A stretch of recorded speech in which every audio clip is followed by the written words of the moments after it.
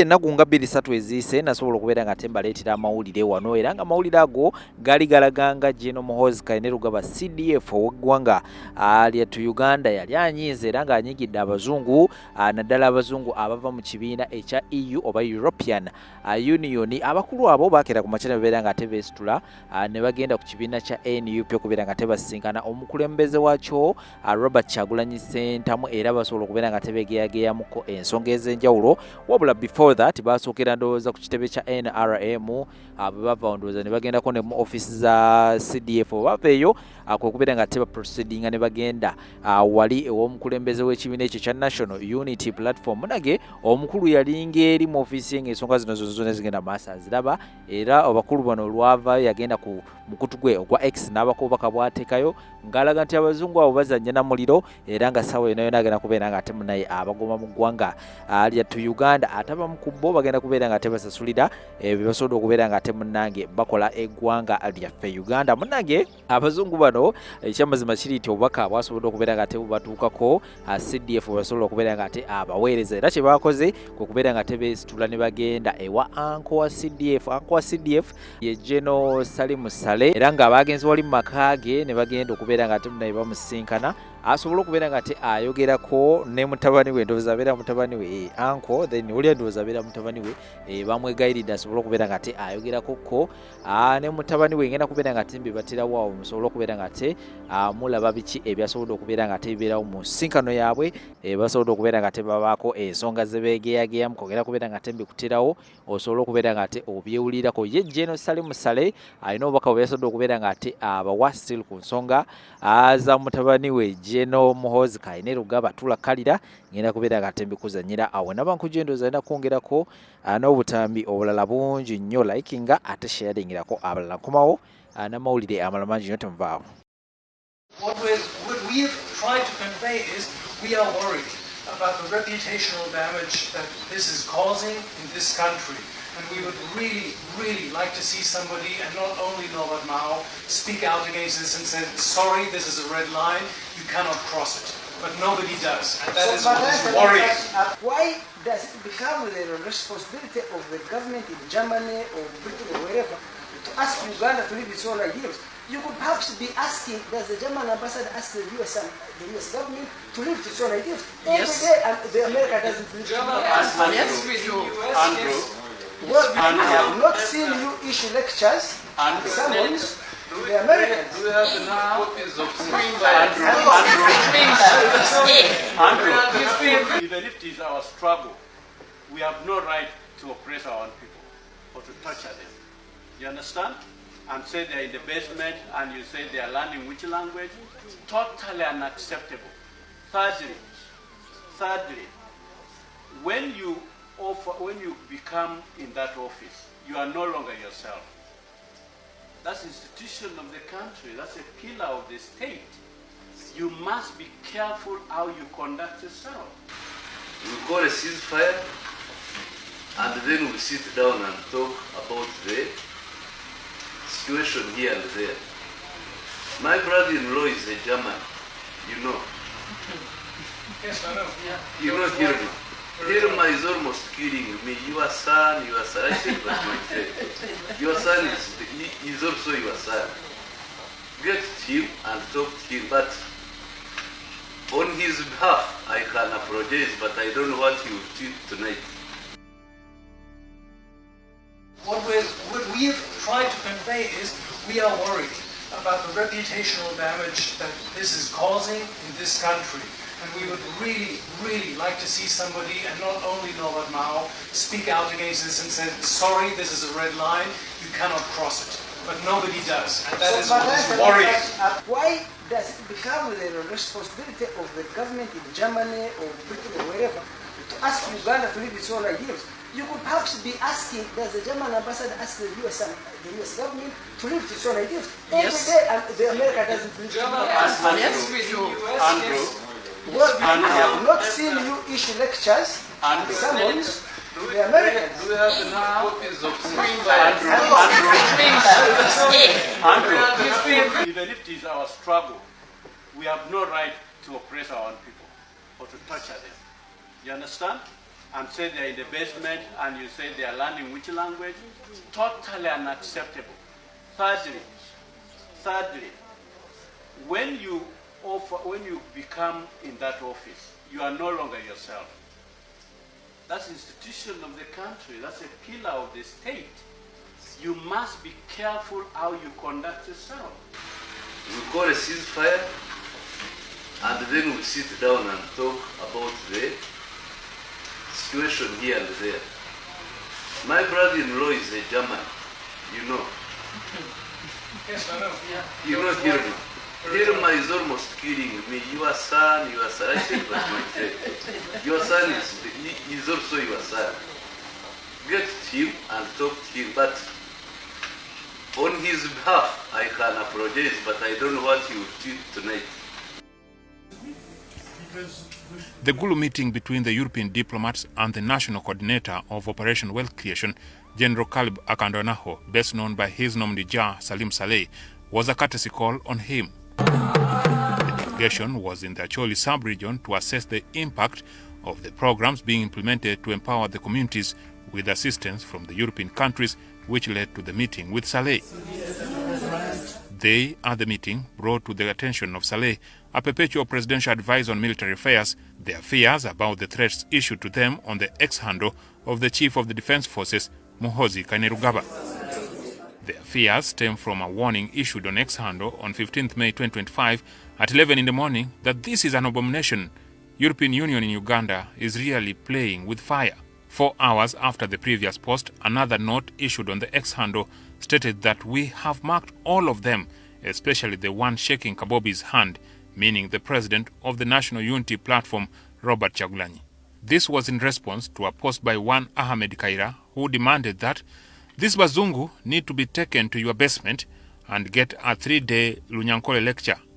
Kainerugaba's threats followed what the delegation stated was regular dialogue with political parties in Uganda. Saleh, in response, laughed off the threats, appearing to blame it on the behavior of the educated younger generation in the army that was never part of the old crop of the National Resistance Army. CDF, you know, that guy is a funny man. Because he's the only CDF who didn't come from Uganda Army, UNRA, NRA. So for him, he's a product of UPDF proper. UPDF was created after 95. So those guys are crazy, they have got their own. Because they are educated, they are very well trained.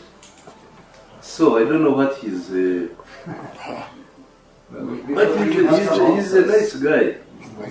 He's a nice guy. What did he say? Saleh also dismissed that anything like the threats could happen. No, I don't think.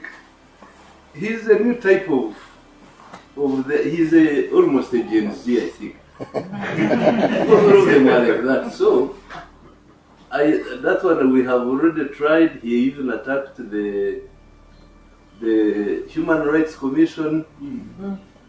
Yes. Yeah, but it's not a big issue really. President Museveni's brother committed that his nephew would be engaged in the matter.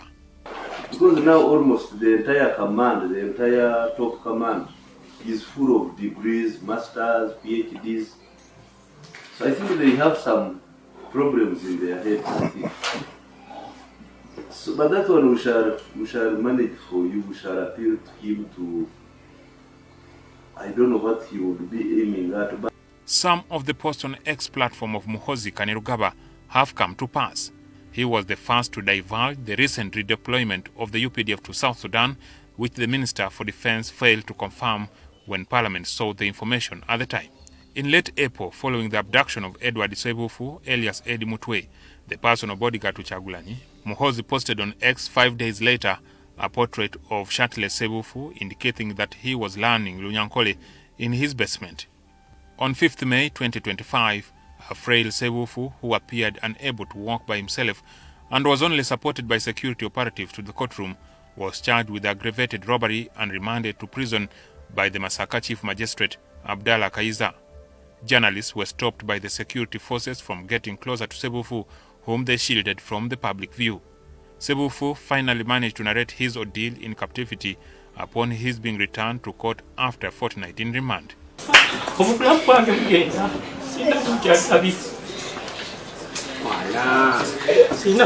Now, UPC President and the MP Lira City East Division, Jimmy Akena, has pointed at the deliberations as a reflection that only the President can rein in. General Saleh avoided the actual issue.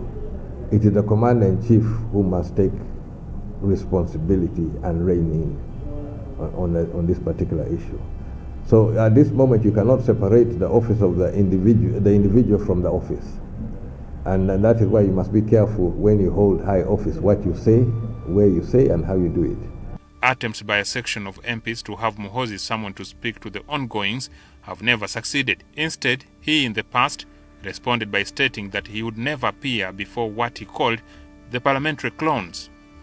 Jackson Onyango, NTV. Yes, bana nyine emboozi gyenjagala okusharinga ku wano nammwe. Waliwo emboozi eri mu kutambulira ku social media wano e London ey'omwana gwe baakutte nga mwana muto bamukutte ne drugs Thailand. She was 18, bamukutte ne kilos oba 34. So kambanyumizeyo ka story kamu. Muno matuberera n'emikwano, nyina omukwano gwange omu gwe sigenda kwogera linnya. Bamukulu munene like amanyikiddwa. Yeah, munange yayina byayina okukola e Uganda. Kati wagenda obikola n'angamba ayina byankubira essimu. N'angamba hadi jangulirayo ekintu bwe kina mukwano gwange agenda okujja e London akireete. Agenda okujja Uganda akindeetere. So nenkimugulira nensisinkana omuntu gwe nali ngenda okkiwa omuntu ngenda okutuuka nga omuntu andaga nti wabbeeyi omukyala wabbeeyi nnyo. Banaye munsonyiwe. Saagala kulowooleza muntu omukyala ono obi because simanyi intention ye yali ki. Basically nga mbigula nga bitwala nga tujjamu awo ka friendship manyi omuntu gwe wagamba njagala vibe yo manyi oliwa vibe biki kyala nga tujjamu omukwano kati bwe yajja yali abeera outside London kati nga ngamba nze nsula mu hotels era nga nsula mu hotels kyala nga ndaga apartment zayina e Kampala ndaga ebyobugagga byayina nga she's rich nenga ate andaga ali wano ate akola live-in like nga bintu bye nga nze sometimes I don't care about people's business. Basically, nga time etuuka kyala lumunga ngamba banaye saagala simanyi banamujajinga bubi banaye mumpulirize. Ayitawo ebbanga nga tubeera tucommunicatinga nono omukyala oli mukwano gwe yansindikira olwo tufuuse ba mukwano. One day nga ngamba nti ayagala ngamba naye omanyi tugenda ku ka holiday manjagala nnyo vibe yo biki ngamba it's okay gategenda ka vibe ngamugana nangaze buli kimu ndi redo kisasula ndi redo kuwa ticket y'obwerere nja kusasula njagala just kubeera naye ka vibe ko yina it's okay nganchi it's okay ati ngamugamba oba tugendeke Dubai ngagamba yeah kati ngamala dama nkubira ngamba ati omanyi sikibadde nteesa tugende etake tumaleyo 4 days nja kusasulira apartment nja kusasulira hotel yo 5-star hotel nja kusasulira like byonna byoyagala like I'll pay you nja kusasulira ngandaga nti she's rich ye ngandaga nti she's nga nebyobugagga byandaga byalina Uganda nga bi like nga she's really wano nga akulaga atakola mu live-in simanya abane agency simanya employee anyway samanya nnyo bimukwatako wano kasaya ngamba nti akola leo London kati one day nga bookinga ticket nga bookinga ne hotel kati nga nkubirako nyina mukwano gwange wano abasinga bamumanyi sina kintu kyenkola kyatamanyi nga mukubira nga mubuuza balina gye bantwala mukwano gwange nga mubuliramu muliramu nga nsekerera nga nganze mbulira lwogenda kubanga saagala bakusale mu kibumba bakusale mu nsigo ate ntandika okugamba nti ate bakusazeemu ensigo so nyina okumanya wa gyokola ki gyolaga kati nga mukwano gwange waliwo omukyalo yali mukwano gwange abeera Holland kati nga mukubira essimu nga mugamba nyina mukwano gwange antwala gundi take naye abadde aŋŋamba agenda kusula mu hoteli ye naye ngenda kusula mu hoteli yange kati nze badde ŋŋamba oba kiryoke tujje tusinkane take then to having a good time ngoli agamba it's okay naye kanfuna wano ka off ku mulimu kanzije take tusinkane kali ngambulirako omukyalo ono ngamuga na mukwano gwange omulala gwenkoze eki gwe ŋŋambye ajje tusinkane wano ngenda okulaba nga attitude ono omukyalo ekyuka ngagamba era bw'abazze alina okwesasulirawo okusula naŋŋamba mbadde mmanyi ono anoonya kampani nga nsirika ngambulirako munywanyi wange abeera wano ngamugane wayo omukyala nga ate yeekyanga bwekyanze sitole ki kali ngenda okulaba programs yatandika okumpa bannange mumpulirize bulungi wano saagala mujajinge naye mumpulirize bulungi bw'obeera gwe okola otya nga ŋŋamba njagala ogende bwe tunaagenda nze omanyi nyina edduuka mu Kitoolo edduuka eryo ntunda nsubula amasuuka ettake nengatikka nengatwala Uganda nengatunda nina edduuka manya edduuka wa like nkola ebintu bingi nnyo ebirala nembiyisa wano ne bijja nenzijukirako omuntu omu gwe nawulirako gwe baasibako enjaga mu bitengi omutima ne guŋŋamba ng'ate bino saabitegere nti birimu okusuubula nze nabadde manyi tugenda kuki tugenda just tugenda kulya like vibing nga nkubira munywanyi wange abeera ano nga munyumiza nga ŋŋamba nti ng'ono alaba mukazi wattu kwetissa enjaga ey'obwereere naŋŋamba oyo omukyala mumanyidde ebbanga kikonze simumanyi bbanga ddene nammanyiraku omu mukwano gwange omu munene nnyonyo mu Uganda omusijja mwogera linnya lye like simumanyi nnyo kiri awo naŋŋamba Adija oyesonyiwa omukazi oyo omukazi kubanga ebintu byatandise nga ŋŋamba mpozi woba yagala genda n'akasawo k'engoye ez'okwambala ozigula eri kati because omutima guba gumaze okwekengera neŋŋamba bwe twali twogera ku kintu ky'okugenda ka vacation tetwayogeramu kintu kyagamba kino ŋŋenda kukola ki nti mulimu okusuubula ate embiraba birimu okugenda okusuubula amasuuka ate agamu nga tikke gagende Uganda ate amalala tujje nago wano ate nga tikke gagende Uganda nembigatta neŋŋamba nze mulekwa waabwe maama bagenda okunteeka mu kkomero olw'obwereere ndeka obwana bwange ku bintu by'ekisirusiru nange banaye emboozi eno gye mbanyumiza njagala muyigemu ebintu bingi ebiseera ebisinga bw'obanga olina ekintu ky'otategeera noonya mu bantu b'olina bonna obeekungako omuntu gw'oyogeranga naye gw'obeeranga openi naye ŋŋenda banyumiza emboozi endala era yali ya mmotoka zaali truck eyo yo nja kugireeta lulala era nayo bantaasa butaasa bannange waliwo eyantaasa naŋŋamba sometimes nti omuntu bw'obeera kati omukazi naddala ng'oli mu bulamu mwana obeera tageti ku bantu banjawulo omuntu bakutagetinga left and right omuntu bwakulaba ayinza okulowooza oba ono omukazi ali biki ate nga masikini oba tomanyi bannange saagala mukyalo oyo simujajinze naye bannange mumpe ku ndowooza yammwe munaye omukyala twatubulayo ennaku nga 2 okutambula nga muweereza message nga mugamba munnange nsaba onsonyiwe sijja kusobola kutambula omwana wange mulwadde nga nteekawo ekiboozi bannange omukazi yayomba jjukira